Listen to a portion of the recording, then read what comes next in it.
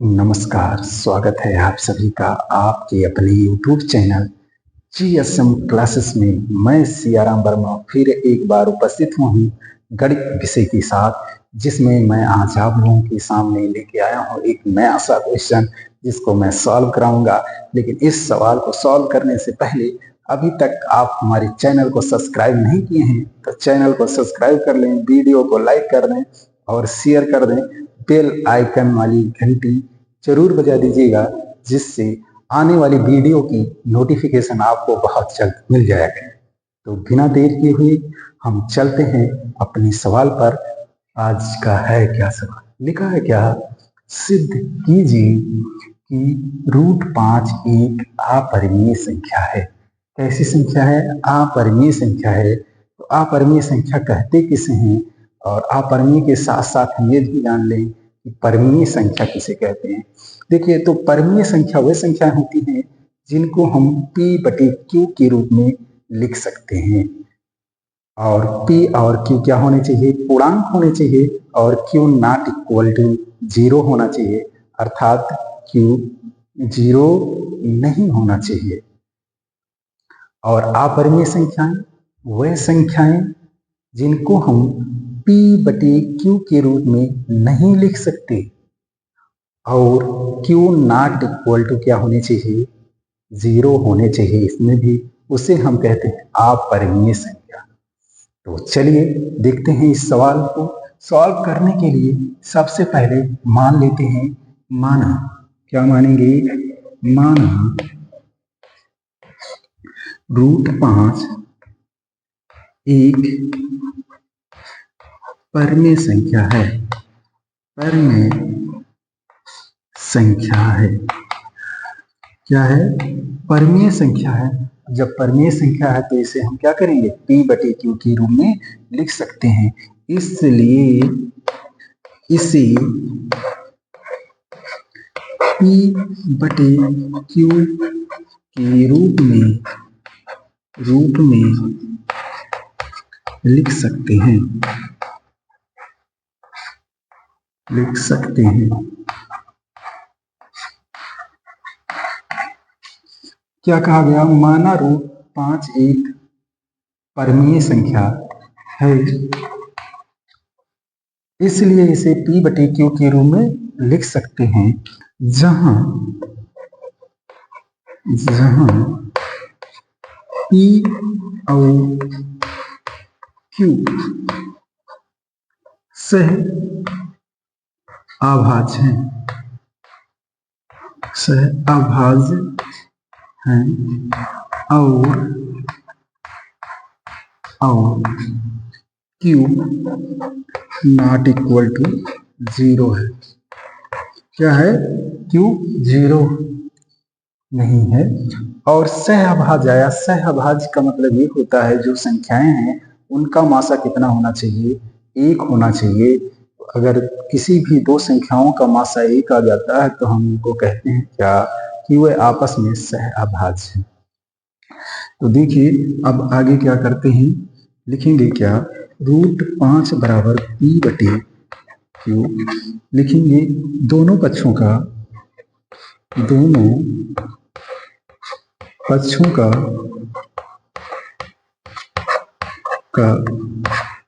वर्ग करने पर जब दोनों पक्ष का वर्ग करेंगे लिखेंगे क्या? √5 का स्क्वायर बटे P/Q का स्क्वायर। तो ये जो रूट है ये गायब हो जाएगा, ये हो जाएगा 5 बराबर P² बटे Q²। क्या हो जाएगा? P² बटे Q²। अब देखिए, इसको कैंची गुणा करें तो 5 Q² बराबर क्या हो जाएगा? P²। और Q² बराबर लिखें तो क्या हो जाएगा? P² बटे 5। ये आपका इतनी चीजें आ गई। इसको करेंगे क्या? Equation number first. इस इक्वेशन से आपने देखा होगा कि P² बटे क्या लिखा है? 5 लिखा है। इसका मतलब P² जो है 5 से क्या है? विभाजित है, अर्थात 5 जो है पी स्क्वायर को क्या करता है, विभाजित करता है। और कोई संख्या किसी संख्या से विभाजित होती है, उसका वर्ग विभाजित होता है, तो वो संख्या स्वयं भी उससे विभाजित होगी। तो यहाँ पे देखिए 5 क्या करता है, पी स्क्वायर को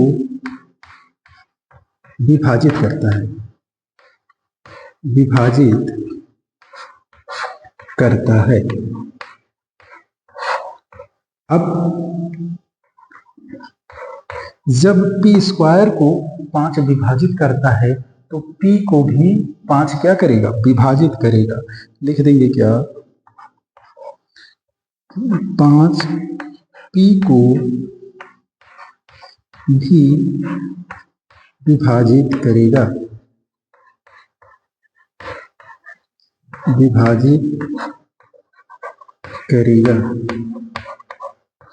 और इसको कर देते हैं इक्वेशन नंबर सेकंड। कौन सा इक्वेशन कर देते हैं, सेकंड कर देते हैं। अब देखिए ये 5 जो है पी को भी क्या कर रहा है, विभाजित कर रहा है। माने के क्या, माना, पुनः माना, देखिए पुनः माना पी बराबर 5 क्या मान लिया गया, 5 माना गया, तो पी स्क्वायर बराबर क्या हो जाएगा, पी स्क्वायर बराबर हो जाएगा 25 एम स्क्वायर। तो लिखेंगे क्या, पी स्क्वायर का मान समीकरण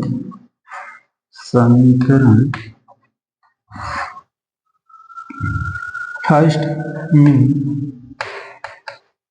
रखने पर अब समीकरण फर्स्ट कहाँ पे लिखा हुआ है, यहाँ पे लिखा क्यू स्क्वायर बराबर पी स्क्वायर बटे 5। तो लिखेंगे क्यू स्क्वायर बराबर पी स्क्वायर की जगह लिखेंगे 25 एम स्क्वायर बटे 5, 5 एकम 5, 25, ये हो जाएगा क्या, क्यू स्क्वायर बराबर हो जाएगा 5 एम स्क्वायर। अगर एम स्क्वायर बराबर लिखना चाहें तो क्या होगा, क्यू स्क्वायर बटे कितना हो जाएगा, 5 हो जाएगा, कितना हो जाएगा, 5 हो जाएगा। अभी आपने देखा यहाँ पे पी स्क्वायर था तो 5 उसको विभाजित कर रहा था, तो क्यू स्क्वायर को भी क्या करेगा, 5 विभाजित करेगा। लिखेंगे क्या, 5 क्यू स्क्वायर को विभाजित करता है, विभाजित करता है।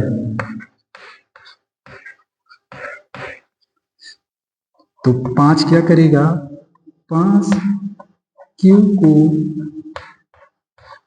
भी विभाजित करेगा, विभाजित करेगा।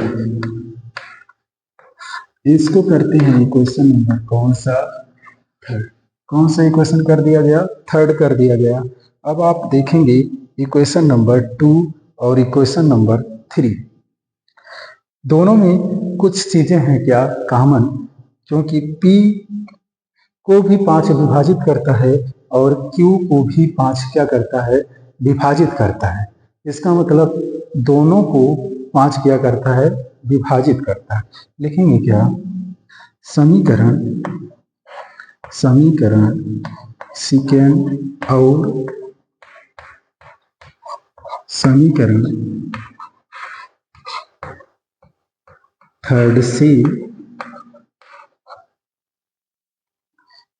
P और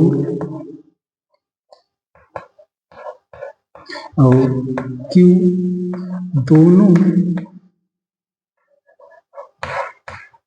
दोनों को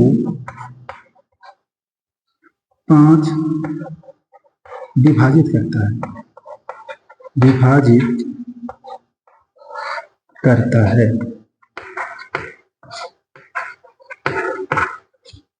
दोनों को 5 क्या कर रहा है, विभाजित कर रहा है। इसका मतलब ये हुआ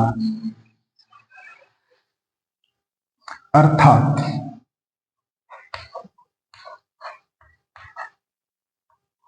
अर्थात 5 P और Q का उभयनिष्ठ गुणनखंड है। उभयनिष्ठ गुणनखंड जब दोनों को विभाजित करता है तो दोनों का उभयनिष्ठ क्या हो गया, गुणनखंड हो गया। लेकिन क्या यह इस मान्यता का विरोध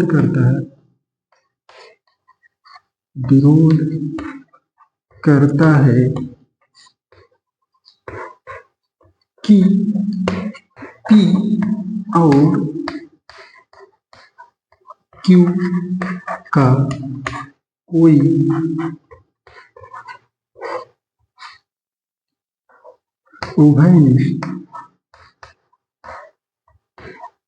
उभयनिष्ठ गुणनखंड नहीं है। अतः √5 एक अपरिमेय संख्या है। अपरिमेय संख्या है। प्रूफ।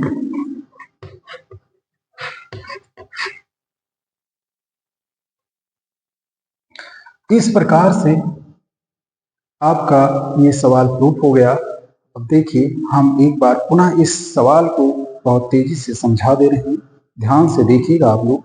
देखिए लिखा है सवाल क्या, सिद्ध कीजिए कि √5 एक अपरिमेय संख्या है। अपरिमेय संख्या है इसलिए हमने उसको कुछ अलग माना √5 एक परिमेय संख्या है, इसलिए इसे P/Q के रूप में लिख सकते हैं, जहां P और Q सहअभाज्य हैं। सहअभाज्य का मतलब मासा 1 है और Q ≠ 0 है। √5 बराबर P/Q, दोनों पक्षों का वर्ग करने पर इसका वर्ग किया गया तो √5 स्क्वायर बराबर P/Q का स्क्वायर हो गया। ये आ गया 5, ये P²/Q स्क्वायर हो गया। इसको कैंची गुणा किया गया, क्रॉस मल्टीप्लाई, तो ये हो जाएगा 5Q² बराबर P², Q² बराबर P²/5। इक्वेशन नंबर क्या किया गया, फर्स्ट कर दिया गया।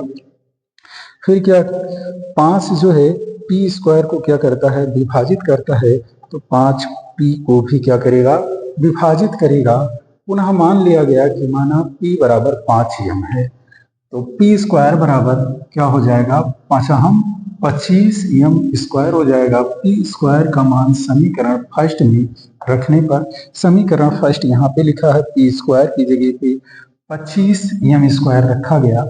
5 से जब भाग किया गया तो ये हो गया कितना, 5, और ये हो गया क्या, Q² बराबर 5m²। m² बराबर हुआ Q²/5।